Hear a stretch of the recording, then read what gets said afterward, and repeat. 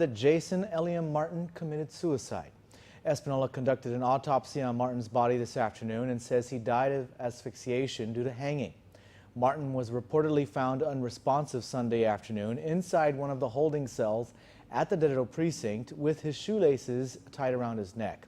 Guam Police spokesman Officer A.J. Balahaja says Martin was arrested on charges of family violence and was placed into the holding cell at around 8:30 that morning. It wasn't until around noon that officers went to check on him. It's not clear how long Martin had been unresponsive, but Espanola says it only takes 3 minutes for a person to die after the air supply is cut off. Martin was pronounced dead at GMH at 12:37 p.m. Balahaja says Criminal Investigations Section and Internal Affairs are looking into the matter to ensure that all the proper protocol was followed in handling Martin's case.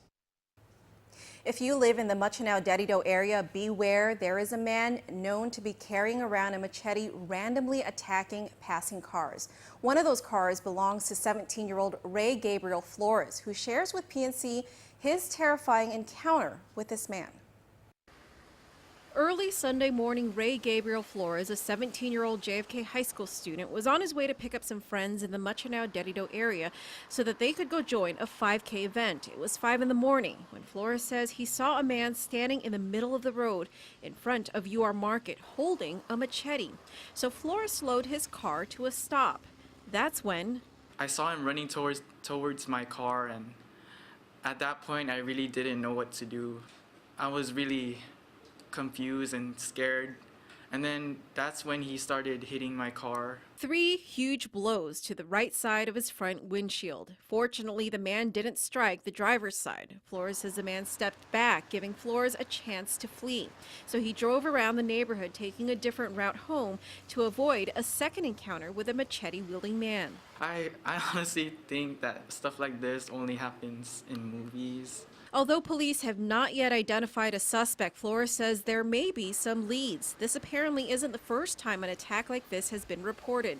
Flores' father stopped by UR Market later that day and spoke with the owner, who told him that he's heard of this man before. She said that this wasn't like the first time it happened in the area, so she could possibly know a suspect. Okay, so meaning she's known of somebody carrying a machete? Yes. Hitting cars, like other cars have been hit in the past? Or? Yes. While this event is certainly a traumatizing experience for Flores, he says he's more worried about the expenses his family is now burdened with as a result of the attack. I was worried because the damage he caused could affect my family, because he's not the one paying for the damage. It's my family, and I don't know, but I really don't like seeing my family having a hard time. I just hope that an incident like this doesn't ever happen to anyone. Flores describes the suspect as 5'7" to 5'9" in height, weighing about 160 pounds. He was wearing a gray tank top and shorts. And if you have any information about the suspect, you can contact Guam Police or Guam Crime Stoppers at 477-HELP. Court marshals and officers from the Guam Police Department are trying to locate a man wanted in connection to several criminal sexual conduct complaints. PNC's Betsy Brown reports. A 34-year-old man wanted on criminal sexual conduct charges since last month remains at large.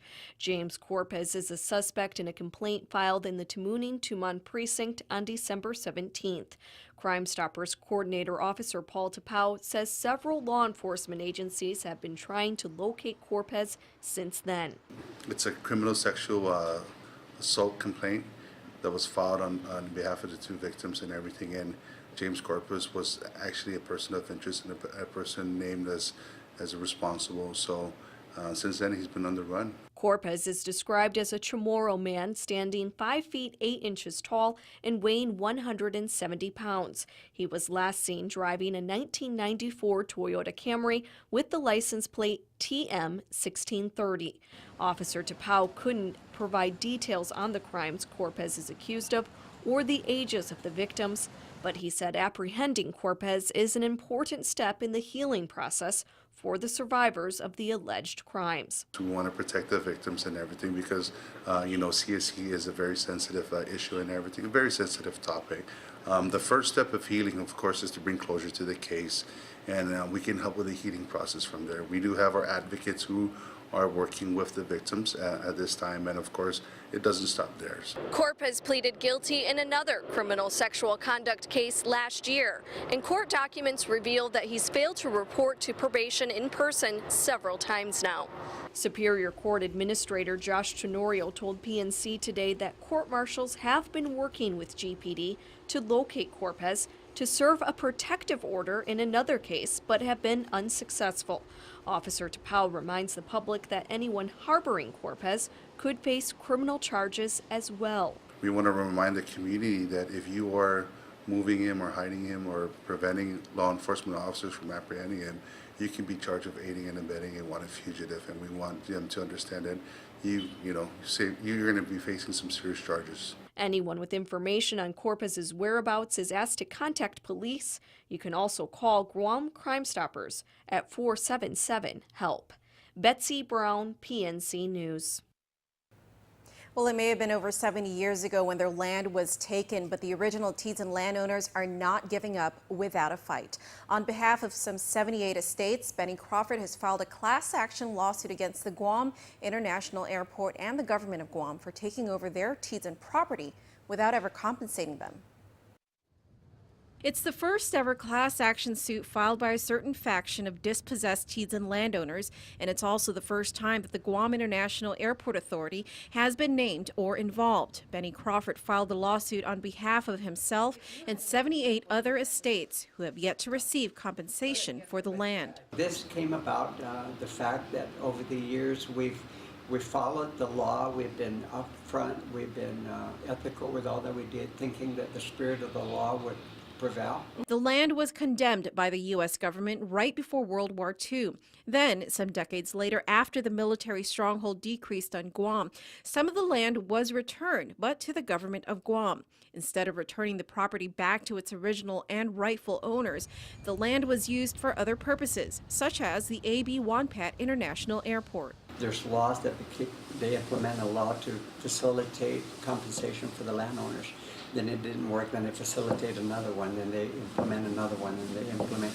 And throughout the years, I think they came out with like 10, 12, 15 laws to give us compensation, but not once did we receive anything. In the process, says Crawford, other Teton landowners who are not part of the airport runway faction were in fact compensated.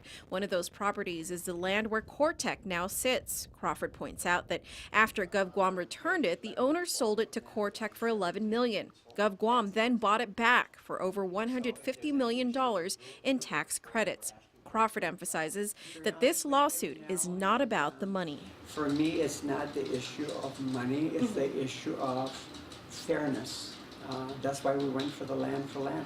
And matter of fact, these parcels of land that we got for land exchange didn't have any infrastructures, they were undeveloped, so it would have cost us a whole lot of money to get it going, and we were willing to do that. Crawford is referring to another attempt he and other landowners made for compensation. In 2009, Crawford says they agreed to a land exchange with the government, but that deal fell through after other landowners intervened and a permanent injunction blocked the exchange. This past 4 years, we've lost a lot of landowners. They've all died. I mean, I'm one of the youngest, and I'm going to be 69, so a lot.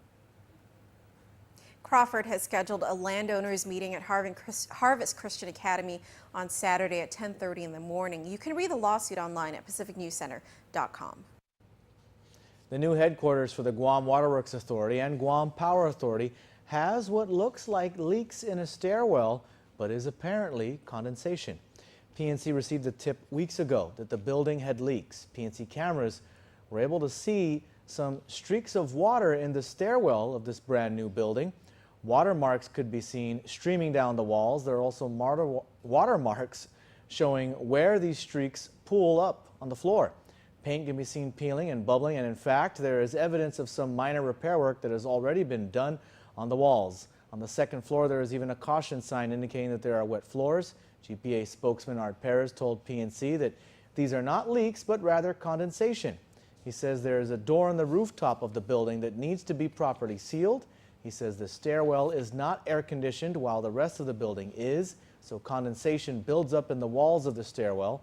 Perez says they are working on sealing the door on the rooftop to not allow hot air to enter the stairwell. And Perez says that this condensation issue is among a punch list of items that the contractor is addressing. Perez says the contractor is fixing it as part of the warranty, which is for 1 year. The brand new building along the back road was built in the Fadian part of Manilao at a cost of $30 million. Well, now let's go to Betsy Brown for